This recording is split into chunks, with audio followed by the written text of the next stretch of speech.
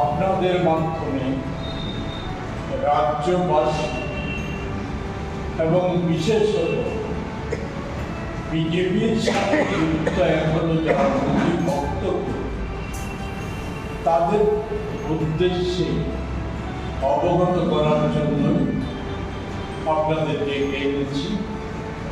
আমার সাথে আছে মহিলা কংগ্রেসের সভানেত্রী, রাজ্য সভানেত্রী সরকারি ঘোষ চক্রবর্তী, আছেন সহ সভানেত্রী সুভদ্রা চক্রবর্তী, আছে জেলা সম্পাদিকা জেলা সভানেত্রী রূপা রায় দাস। আমরা প্রথমে যেটা বলতে চাই,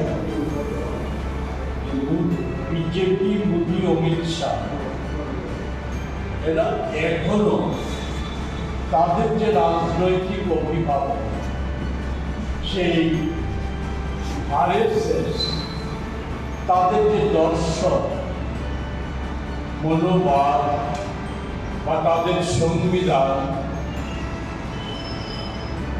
যে মনুসংহতি, এ দ্বারাই তারা চালিত হচ্ছে। এর লক্ষ্যে তারা একের পর এক পরিকল্পনা রচনা করে চলছে, বিশেষত গত 11 বছর। আমি বিস্তারিত সে বিষয়ে কোনো উল্লেখ করতে চাই। এর মধ্যে উল্লেখ্য যেটা, মনুতে মহিলাদের দেখা চেষ্টা করা হয়েছে যে মহিলারা সন্তান উৎপাদনের যন্ত্র এবং তারা বড়জোর দাসীবাদী হয়ে থাকতে পারে। এর ধারণার চাইতে আমাদের দেশের শাসকগণ এখনো বেরিয়ে আসতে পারছে না।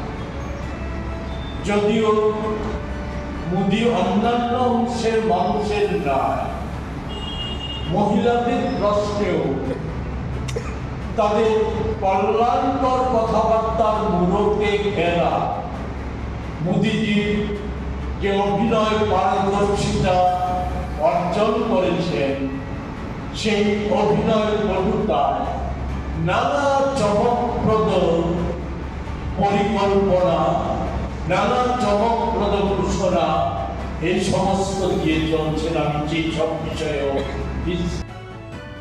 কাকরাবনের ঘটনা, ওই মোহনপুরের ঘটনা, পুনরাবৃত্তি কাকরাবনে, এগুলি জানেন আপনারা।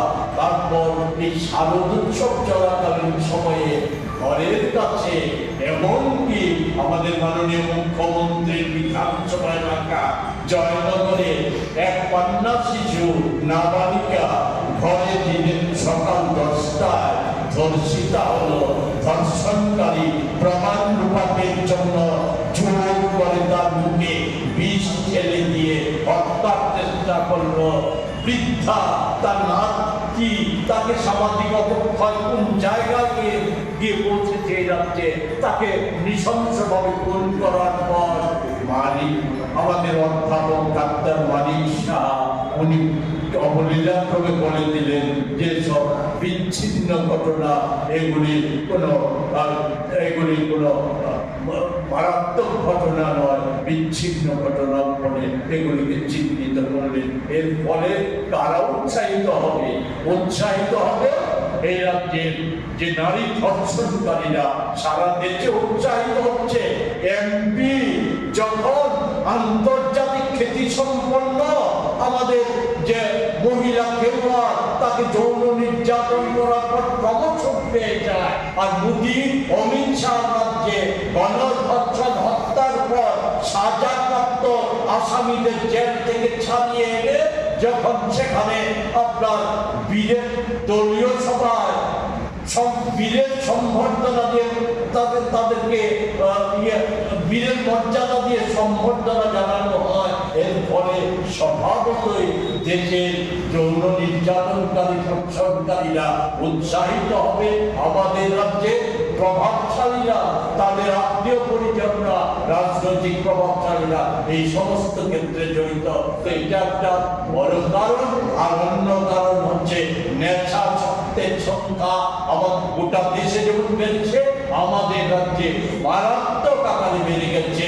এই আমাদের রাজ্যের ত্রিপল ইঞ্জিনের সরকার যত তথ্য আড়াল করার উপর করার চেষ্টা করো, এগুলি আড়াল করা যাবে না। ভারতবর্ষে নারী নির্যাতন এবং নেশা কারবারের দিক থেকে, নেশা শক্ত সংখ্যা বৃদ্ধির দিক থেকে আমরা ওই 50 লক্ষ মানুষরা, কিন্তু আমরা দেশের মধ্যে বড় বড় রাজ্যগুলির কাছাকাছি প্রায় 2-3 নম্বরে আমরা আছি। ফলে এই জায়গায় দাঁড়িয়ে, এমন অবস্থায় দাঁড়িয়ে আমরা আবেদন করব আমাদের দেশের ঐতিহ্যশালী স্বাধীনতা আন্দোলনের ঐতিহ্য বহন করা যে সংগঠন মহিলা কংগ্রেস, যে মহিলা কংগ্রেস এই রাজ্যের যে মহিলাদের একত্রিত করা, এই সমস্ত ঘটনার পরিপ্রেক্ষিতে সংগঠিত করে আন্দোলন গড়ে তোলার ক্ষেত্রে সহায়ক ইতিবাচক ভূমিকা প্রতিপালন করবেন, এই আশা আমরা পোষণ করছি। আমরা প্রদেশ কংগ্রেস সর্বতভাবে ওনাদের সহায়তা করবো, পাশে থাকবো। আমরা এই ক্ষেত্রে আপনাদের এই রাজ্যটাকে রক্ষা করার প্রশ্নে, রাজ্যের সভ্যতা সংস্কৃতি কৃষ্টি যা ধ্বংস হয়ে গেছে তাকে ফিরিয়ে আনার প্রশ্নে আপনাদের সহযোগিতা